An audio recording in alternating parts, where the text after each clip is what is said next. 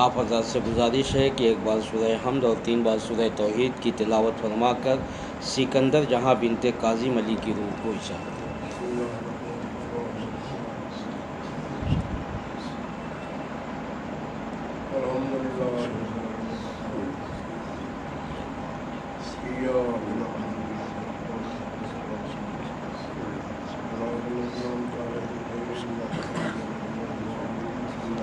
بسم اللہ۔ قل هو الله احد الله الصمد لم يلد ولم يولد قل هو الله احد الله الصمد لم يلد ولم يولد ولم يكن له كفوا احد بسم الله الرحمن الرحيم قل هو الله الصمد لم يلد ولم يولد اللهم صل على لا حول ولا قوة إلا بالله العلي العظيم أعوذ بالله من الشيطان اللعين الرجيم بسم الله الرحمن الرحيم الحمد لله الذي هدانا لهذا وما كنا لنهتدي لولا أن هدانا الله لقد جاءت رسل ربنا بالحق والصلاة والسلام والتحية والإكرام على سيد أسلم ما في الوجود سر الله في كل موجود نقطة دائرة الوجود وصاحب لواء الحمد والمقام المحمود مولانا ومولى الثقلين جد الحسن والحسين أبي القاسم محمد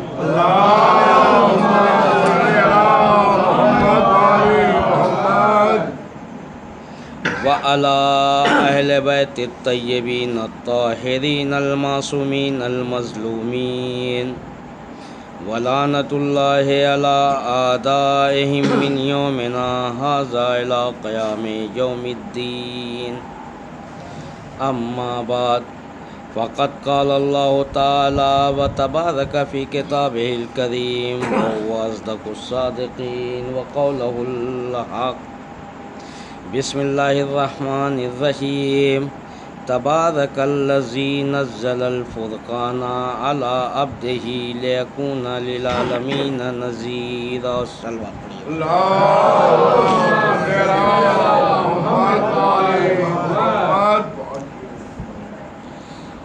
حاضرین کرام قدر محترم داران سید الشہداء، قرآن مجید کی جس آیہ کریمہ کو سرنامہ گفتگو قرار دیا ہے اس میں خلاق کائنات ارشاد فرما رہا ہے کہ تبارک الذی نزل الفرقان علی عبدہ لیکون للعالمین نذیرا، کہ محترم مکرم اور بابرکت ہے وہ ذات کہ جس نے اپنے عبد پہ فرقان نازل کیا اور اس کو عالمین کے لیے نذیر بنایا۔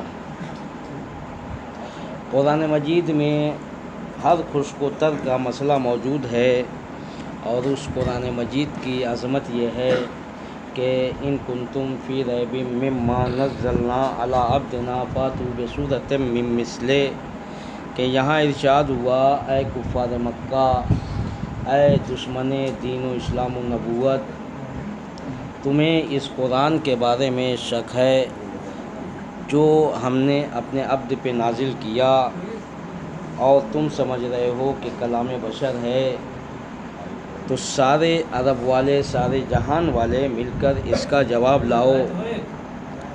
پھر عزیزان محترم، قرآن مجید میں خداوند عالم نے کہا کہ افلا یتدبرون القرآن، کہ تم قرآن میں غور و فکر کرو، قرآن میں جستجو کرو۔ قرآن اگر اللہ کے جانب کے علاوہ کسی غیر کی جانب سے ہوتا تو اس میں اختلاف پائے جاتے، تو معلوم ہوا کہ جو شے بھی اللہ کی طرف سے ہو اس میں قیامت تک کوئی اختلاف نہیں ہوتا۔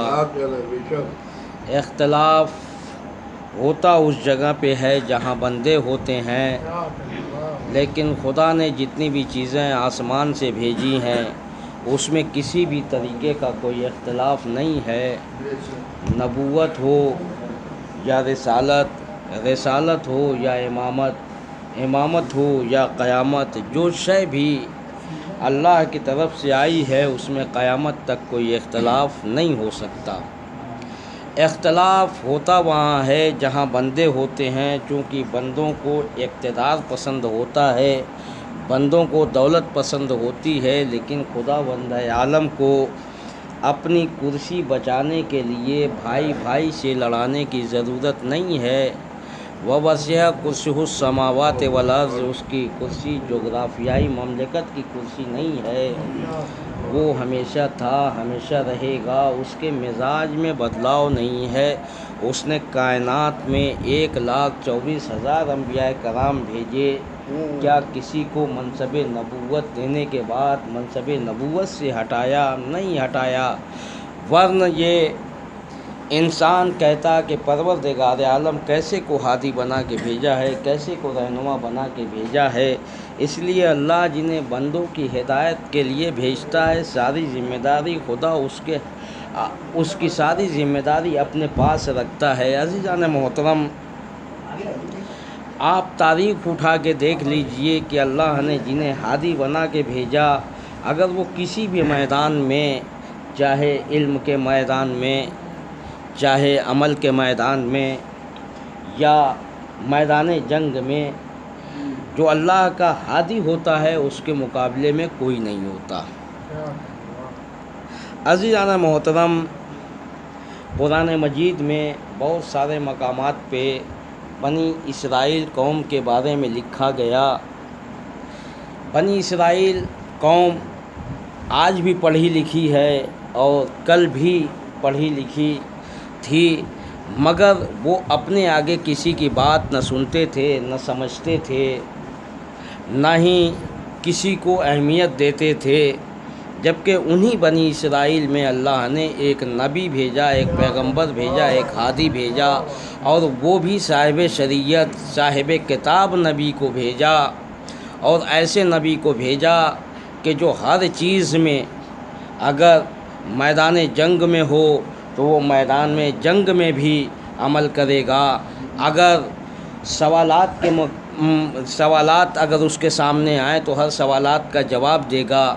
صاحب شریعت، صاحب کتاب نبی بنا کر اللہ نے ان میں بھیجا، لیکن وہ لوگ اپنے آگے کسی کی بات چلنے نہیں دیتے تھے، اور جو اللہ کا نبی تھا، اللہ کا رسول تھا، انہیں ہدایت کرتا تھا، مگر ہوتا یوں تھا کہ وہ دن بھر ہدایت کرتے تھے، اور جو لوگ ہدایت پا جاتے تھے، اور جیسے ہی وہ نبی اس آبادی سے باہر نکلتا تھا کہ پھر وہ اپنے مذہب پہ آ جاتے تھے، اپنے دین پہ آ جاتے تھے۔ عزیزان محترم، آپ نے بارہا یہ واقعہ سنا ہوگا کہ جب جناب موسیٰ علیہ السلام اپنے بنی اسرائیل کے لوگوں کو، وہ لوگ جو ایمان لا چکے تھے، وہ لوگ جو دین میں داخل ہو چکے تھے، جو جناب موسیٰ علیہ السلام کی کتاب پہ ایمان بھی لا چکے تھے، اللہ پہ ایمان لا چکے تھے، اللہ کے رسول پہ ہی ایمان لا چکے تھے، اللہ کے رسول نے چاہا کہ اب انہیں دوسری جگہ منتقل کر دیا جائے تاکہ جو ہے یہ فرعون یا فرعون کے لوگ یہاں تک نہ پہنچ پائیں، یہ راہ ہدایت پہ ہیں اور یہ کامیابی کی طرف آگے بڑھتے رہیں۔ عزیزان محترم، یہ زمانہ چلتا رہا اور جناب موسیٰ علیہ السلام انہیں لے کے دریائے نیل کی طرف آگے بڑھے، اور دربار میں یہ خبر پہنچی فرعون کے کہ جناب موسیٰ اپنے جتنے ان کے چاہنے والے ہیں انہیں لے کے وہ جا رہے ہیں، کہیں اور جا رہے ہیں۔ ایک مرتبہ فرعون کہتا ہے کہ ہم ان کا پیچھا کریں گے اور انہیں قتل کریں گے، اور جتنے ان کے ساتھ ہیں سب کو ہم قتل کر دیں گے۔ عزیزان محترم، یہ بات اس لیے میں نے تھوڑی سی طول دی کہ آپ لوگ ماسک بانٹنے میں لگے ہوئے تھے اور بات کو پہ کوئی توجہ نہیں دے رہے تھے، اس لیے ہم نے بھی یہ میٹر اٹھا دیا، ورنہ ہم سوچے تھے کچھ دوسرا پڑھنے کے لیے۔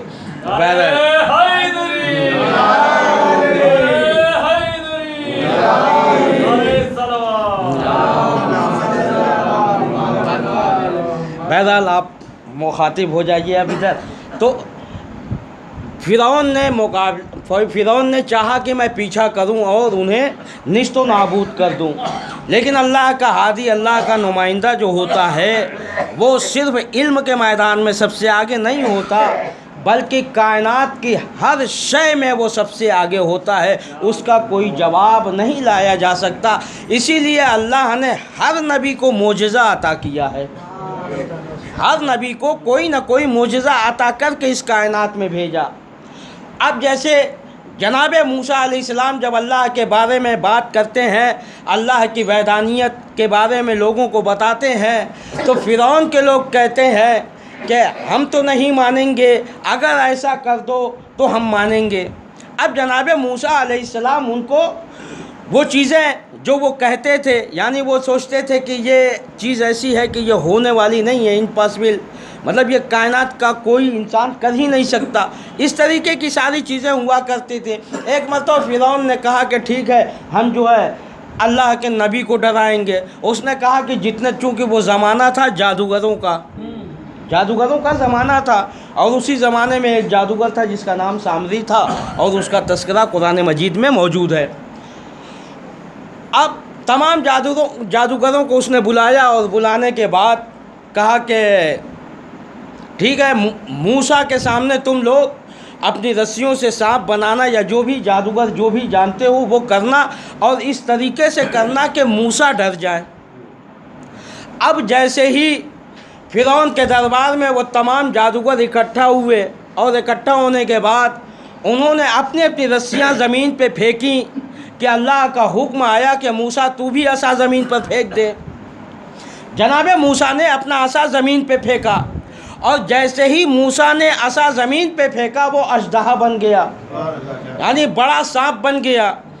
और सांप बनने के बाद उसने तमाम सांपों को निगल दिया, और जब निगल लिया, अब उसके बाद तमाम के तमाम जादूगर जो फ़िरौन के थे, जो फ़िरौन के बन के आए थे, उन्होंने जब ये मंज़र देखा कि जनाब मूसा की लाठी, जिसे वो सहारा लेके चलते थे, जिनसे वो अपने बकरियों को हाँकते थे, अपने भेड़ों को हाँकते थे, जिस पे जनाब मूसा सहारा देते थे, वो फेंके और अजदहा बन गया।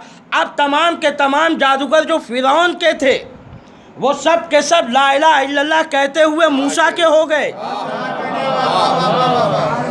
सब के सब जनाब मूसा के हो गए। अब आइए हमारे सातवें इमाम मूसा काज़िम अलैहिस्सलाम,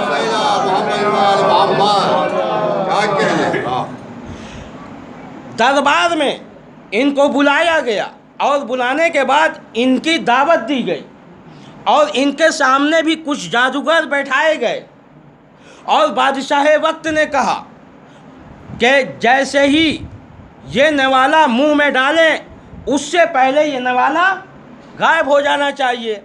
अब हमारे इमाम दस्तरखान पे बैठे हुए हैं, जब भी रोटी उठाते हैं और मुंह तक ले जाते हैं, जादूगर उनकी रोटी को गायब कर देते हैं। एक मर्तबा हुआ, 2 मर्तबा हुआ, 3 मर्तबा हुआ, इमाम मुखातब हुए। किससे मुखातब हुए? जो दस्तरखान बिछा था, जो कालीन बिछी थी, उस कालीन पे एक शेर बना हुआ था, उस कालीन पे एक शेर बना हुआ था। ये कालीन जो तैयार होती है, ये हम ही आप लोग तैयार करते हैं, यानी इंसान तैयार करता है, और उस कालीन पे एक शेर बना था। इमाम शेर से मुखातब होते हैं, और होने के बाद कहते हैं कि तेरे इमाम की ये बेइज्जती कर रहे हैं, और तू देख रहा है। इतना कहना था कि वो शेर कालीन से उठा और उन जादूगरों को निकल गया।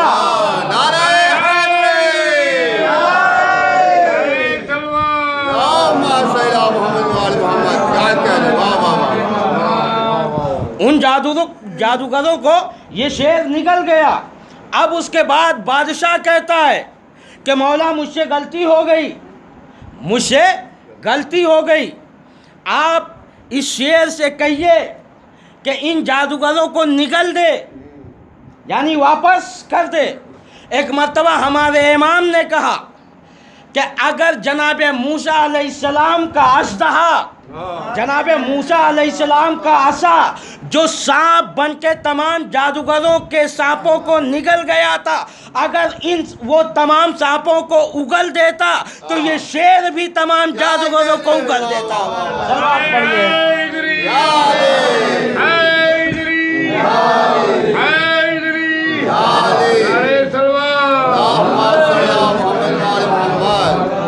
تو اب عزیزان محترم، جناب موسیٰ علیہ السلام کا وہ اژدہا سانپوں کو نگل گیا اور تمام کے تمام جادوگر جناب موسیٰ علیہ السلام اور جناب موسیٰ علیہ السلام کے اللہ پر ایمان لے کے آئے۔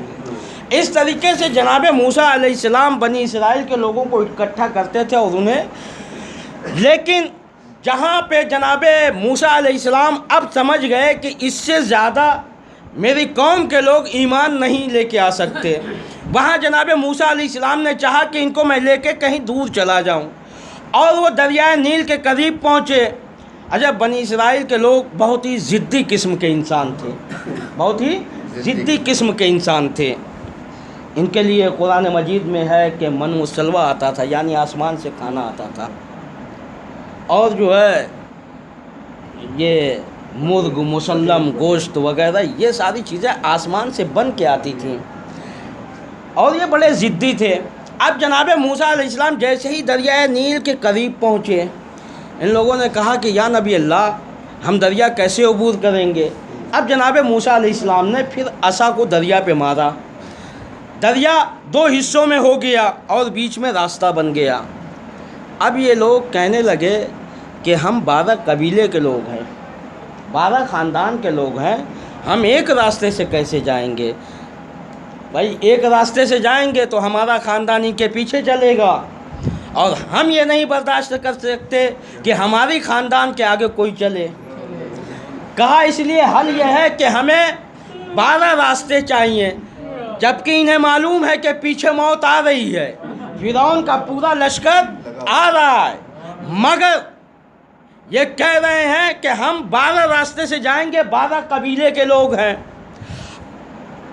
چونکہ رہبر اگر اچھا ہو، ہادی اگر اچھا ہو، تو پیچھے چاہے جتنی بھی بڑی مصیبت ہو وہ آپ کو بچا لے جائے گی۔ بنی اسرائیل ضدی ضرور تھے، مگر انہیں معلوم تھا کہ ہم جس ہادی کے پیچھے جا رہے ہیں اس کے پیچھے ہلاکت نہیں ہے، اس کے پیچھے ہلاکت نہیں ہے۔ اب عزیزان محترم، جناب موسیٰ علیہ السلام نے دریائے نیل پہ عصا مار کے 12 راستے بنا کے زمانے کو بتا دیا کہ 12 ہے جہاں انسان کامیاب ہوتا ہے۔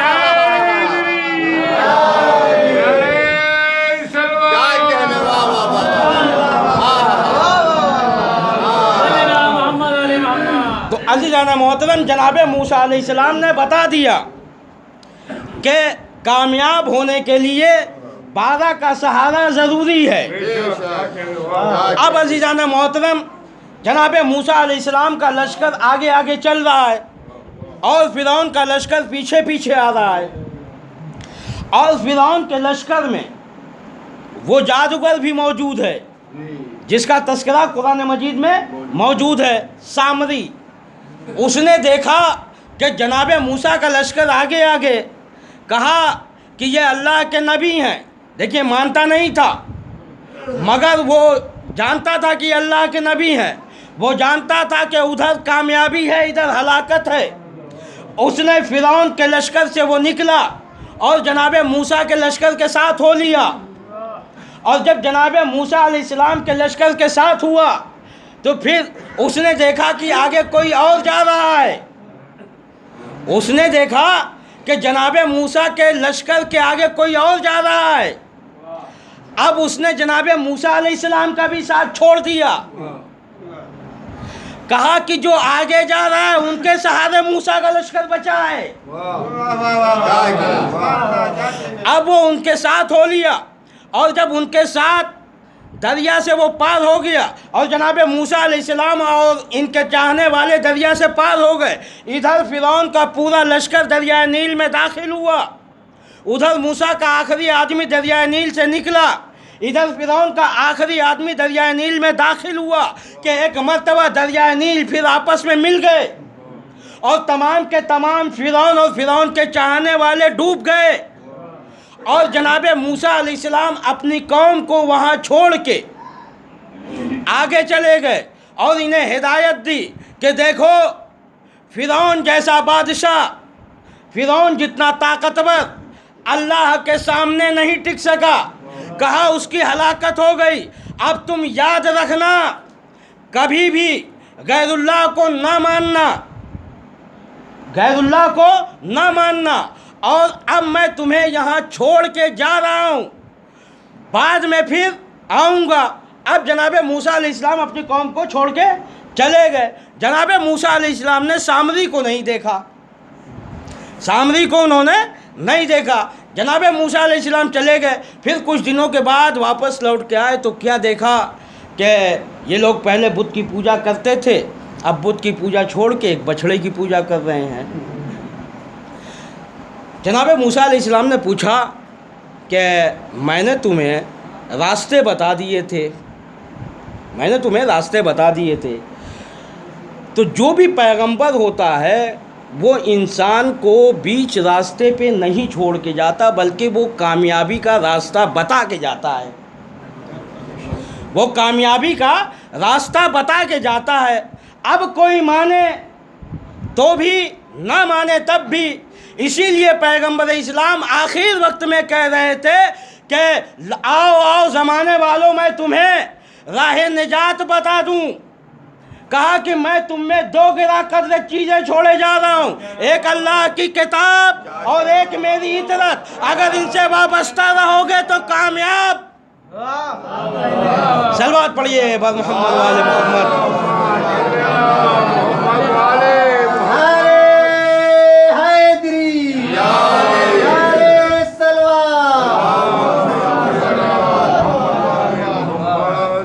अब अज़ीज़ाना मोहतरम, जनाब मूसा अलैहिस्सलाम ने कौम वालों से पूछा कि तुमने ये बछड़े की पूजा क्यों शुरू की? तो उन लोगों ने बताया कि सामरी वो बछड़ा बनाता है और बनाने के बाद उसमें जान पैदा कर देता है। कहा जान पैदा कर देता है। जनाब मूसा अलैहिस्सलाम ने कहा कि सामरी को पकड़ के लाओ। सामरी को पकड़ के लाया गया और सामरी से पूछा कि ये बताओ तुम बछड़े को ज़िंदा कैसे करते हो? भाई मिट्टी का बना के उसमें तुम जान कैसे डाल देते हो? तो उसने बताया कि जब आप दरिया नील से पार हो रहे थे तो कहा कि मैंने देखा मैं फ़िरौन के लश्कर के साथ था, लेकिन जब मैंने आपको आगे देखा तो मैंने फ़िरौन को छोड़ दिया। मैं समझ गया था कि आज फ़िरौन की हलाकत यकीनी है। कहा आज फ़िरौन की हलाकत यकीनी है। कहा मैं आपके साथ हो लिया। और उसके बाद जब मैं आपके लश्कर के साथ हुआ तो मैंने देखा कि आपके लश्कर के आगे भी एक कोई जा रहा है। कहा कि जब वो जा रहा था तो मैंने देखा कि उसके घोड़ों की टापों के नीचे से आग की चिंगारी निकल रही थी। कहा कि फ़ौरन मैं घोड़े से उतरा और उसकी टापों, जहाँ टापें पड़ती थीं वहाँ की मैं मिट्टी उठा के अपनी जेब में भरता जा रहा था। कहा कि उसके बाद जो है मैं समझ गया कि ये मूसा ने नहीं बचाया है कौम को, बल्कि ये आगे जाने वाला बचाया है कौम को। तो जनाब मूसा अलैहिस्सलाम ने कहा कि अल्लाह ने तमाम नबियों के लिए, तमाम हादियों के लिए एक ऐसा मुश्किल कुशा रखे हुए है जो आदम से लेके ख़ातम तक तमाम नबियों की हर मकाम पे मदद करता रहेगा।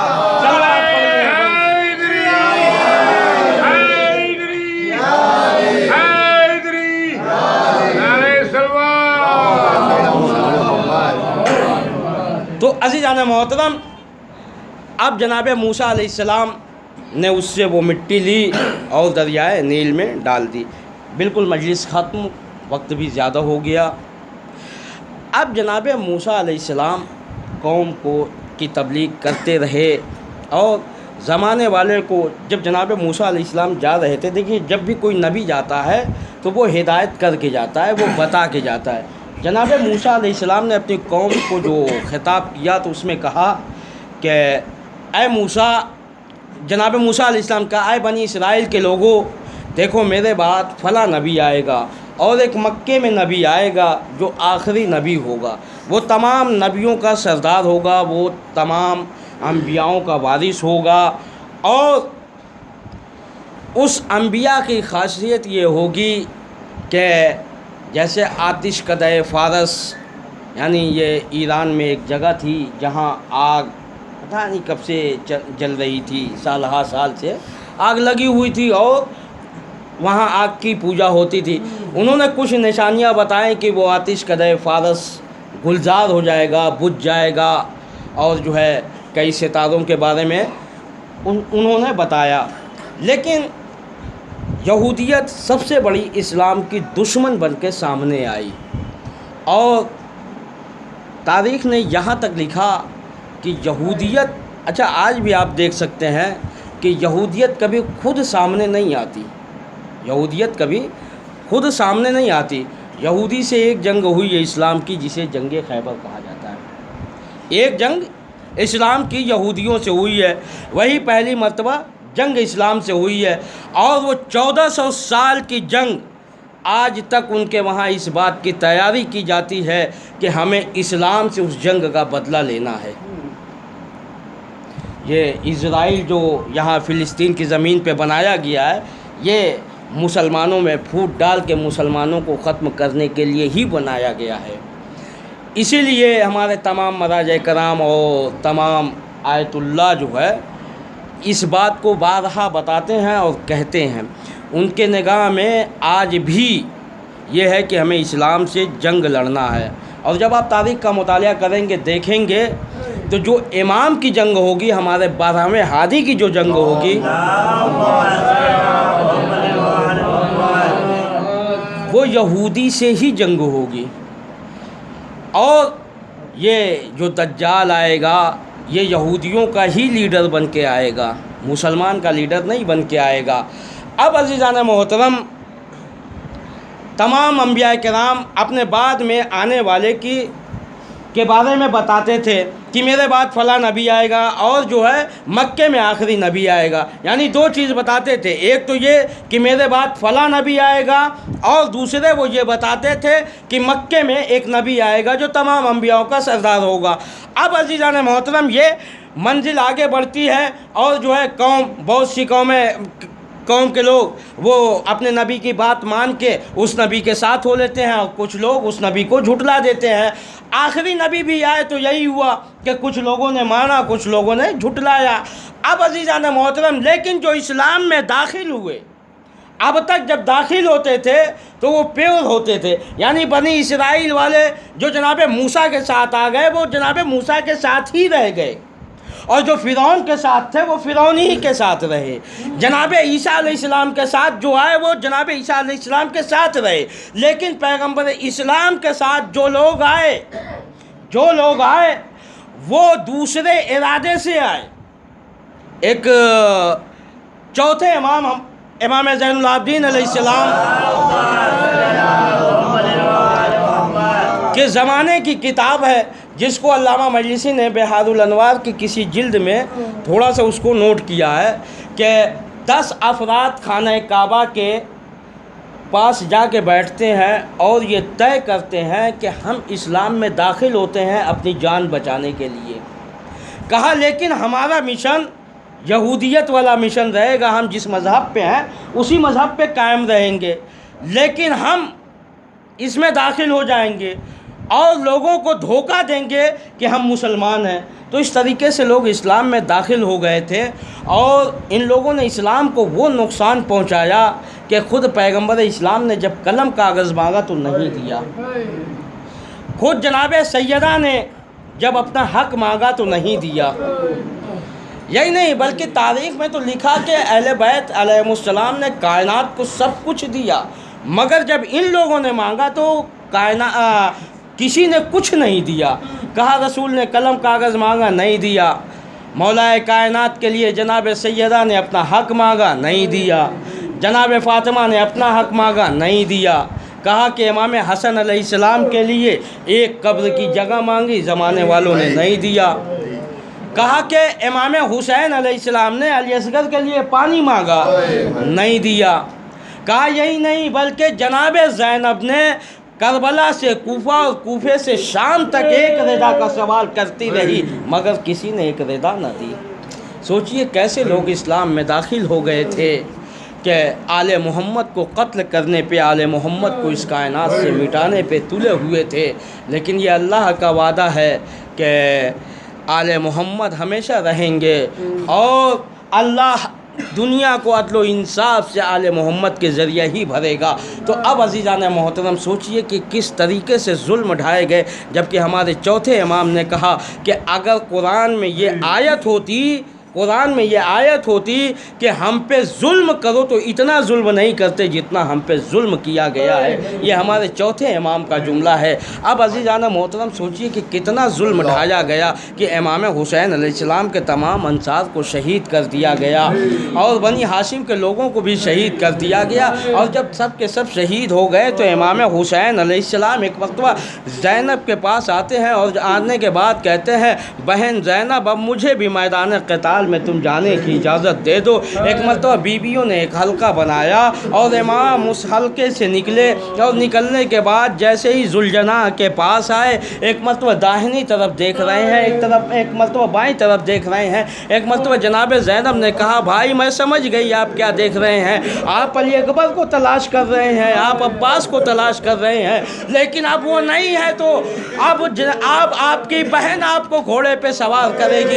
एक मरतबा जनाब ज़ैनब ने इमाम को घोड़े पे सवार किया। इमाम घोड़े पे सवार हुए और लश्कर यजीद की तरफ जाते हैं और एक तवील खुतबा देते हैं। और खुतबा देने के बाद इमाम अलैहिस्सलाम ने जो जंग की, तारीख़ ने लिखा कि इमाम अलैहिस्सलाम जो जंग कर रहे थे तो कभी अकबर की तरफ मुखातब हो रहे थे, कभी अब्बास की तरफ मुखातब हो रहे थे, कभी अपने बचपन के दोस्त हबीब की तरफ मुखातब हो रहे थे, कभी जॉन की तरफ मुखातब हो रहे थे और हर एक से कह रहे थे कि आओ आओ देखो अपने 3 दिन के भूखे प्यासे इमाम की जंग देखो। अकबर की तरफ मुखातब होते थे, कहते थे बेटा अपने 3 दिन के प्यासे बाप की जंग देखो। इस तरीके से इमाम हर एक को आवाज़ देते थे। हाँ, लेकिन एक आवाज़ का गूंजना था कि या अय्युहन नफ्सुल मुतमइन्ना इरजिई इला रब्बिका राज़ियतम मर्ज़िया, ऐ नफ्स मुतमइन्ना अपने रब की बारगाह में चला। आज़ादारो जैसे ही आवाज़ का सुनना था, इमाम ने तलवार को नियाम में रखा, तमाम भागी हुई फौजें सिमटने लगी। तारीख़ ने लिखा 1900 ज़ख्म थे तने चाक चाक पर, ज़ैनब निकल हुसैन तड़पता है।